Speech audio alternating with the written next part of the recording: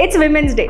तो 8 मार्च को समझते हैं 8 ऐसे केस लॉज जहां पर सुप्रीम कोर्ट ने रीडिफाइन किए laws for every women in this country. पहला केस तो हम सबको पता है, Vishakha versus state of Rajasthan, जिसने नींव रखी पॉश एक्ट की इस देश में एंड हर वुमेन को हक दिया कि एक डिग्निफाइड तरीके से वो वर्क प्लेस पे जा सकती हैं। Then in the Shah Bano case supreme court ने मेंटेनेंस की नई डेफिनेशन रखी, not just for Muslim women but every women of this country. In the case of Vinita Sharma versus Rakesh Sharma, supreme court ने डॉटर्स को उतना ही प्रॉपर्टी में हक दिया जितना बेटों का है। Then in the case of Lakshmi versus union of India, acid की सेल पर रोक लगाई गई और साथ में ही एसिड अटैक विक्टिम्स को कॉम्पेंसेशन के साथ साथ रिहैबिलिटेशन का भी कॉस्ट मिलेगा, इसको कोर्ट ने डिफाइन किया। इन the case of Mukesh versus NCT of Delhi, जिसे हम निर्भया केस के नाम से भी जानते हैं, इसी केस के बाद नए रेप लॉ रिफॉर्म्स आए और बहुत से offences such as gang rape को हीनियस पनिशमेंट के साथ डिफाइन किया गया। Then in the case of Shuchita Sharma versus Chandigarh administration, court ने ये बोला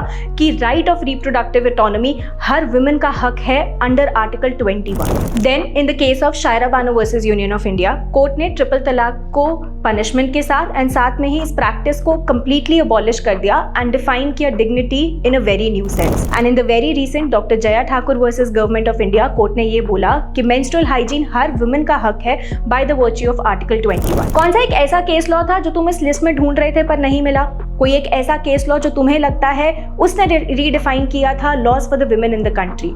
कमेंट बॉक्स में अपनी राय बताएं।